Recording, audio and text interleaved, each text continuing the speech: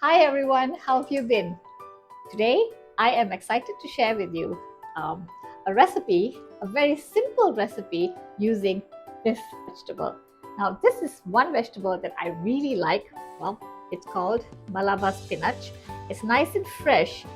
To be honest, it's been in my fridge for a few days, but just look how fresh it is still. It keeps very well in the fridge, and it's called Malabar spinach. So, one of the reasons I love this vegetable so much is because it is so easy to grow.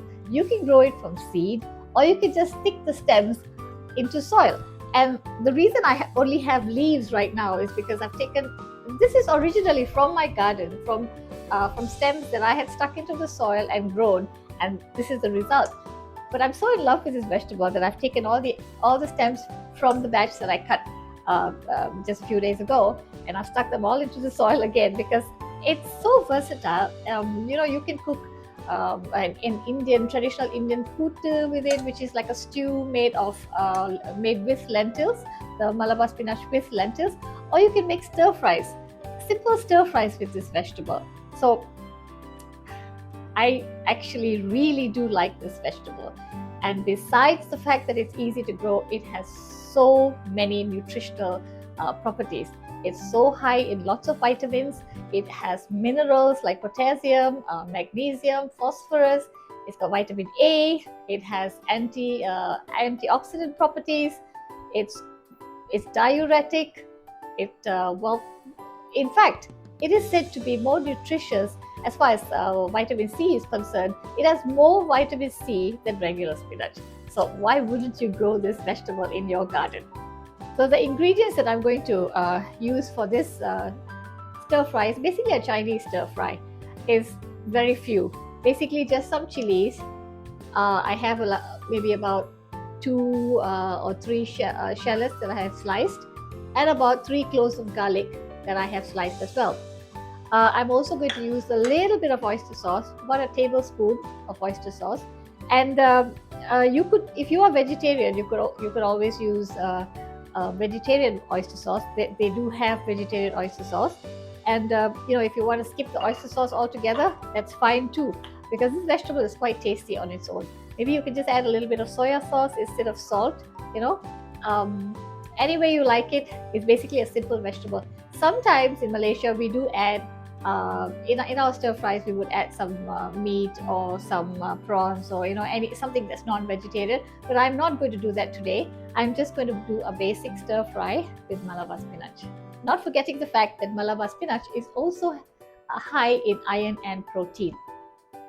Now, the only downside to this vegetable is the fact that Malabar spinach, like all other spinach, contains oxalic acid. And oxalic acid is a type of organic salt. Oxalates are a type of organic salt that is found in plant foods, which tends to prevent your body from absorbing calcium, magnesium, and zinc. So in that way, it is kind of like an anti-nutrient. So that is one side effect. That is one something that discredits Malabar spinach. And what is more concerning is the fact that Malabar spinach sometimes tends to bind with calcium and forms calcium oxalate stones. And this is basically kidney stones. So if you are predisposed to kidney stones and so on, you should not eat Malabar spinach in excess. But if you do want to eat it, make sure you cook it, because the cooking process reduces the oxalic acid tremendously. So don't use Malabar spinach as a salad vegetable if you are predisposed to kidney stones. So I've heated some groundnut oil. You can use any oil. I'm quite particular about the type of oils I use these days. I use pure oils, and I get them from a reliable source. So this oil has been is heating up. I'm just going to add these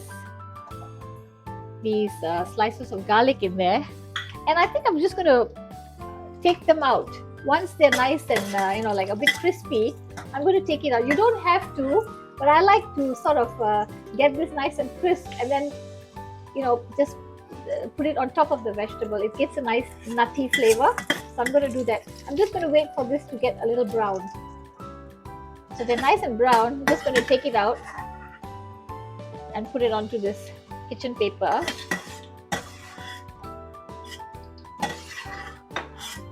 Okay, and just let it get crisp as it cools. Okay, and now I'm going to add these, the onions and the chili. Let it turn brown. I've mixed the oyster sauce with a tiny bit of water.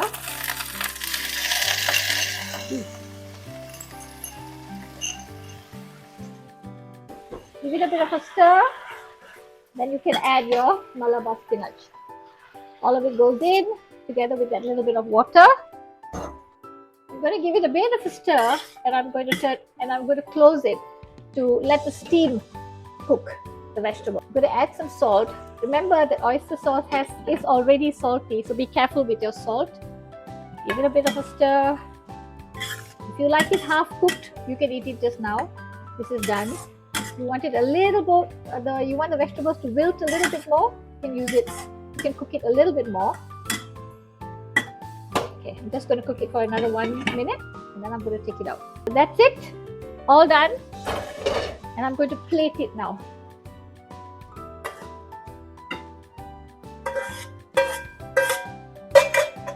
I'm just going to take that little bit of that garlic that is crispy.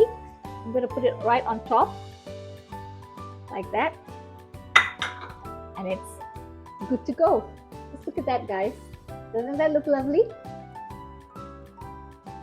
So this is my stir-fried Malabar spinach, ready to be eaten. Doesn't that look gorgeous? Yeah? Thank you so much, everyone, for joining me today. I do hope you like my video and you would give this recipe a shot. So here's Shakila Shanmugam signing off. Bye, guys.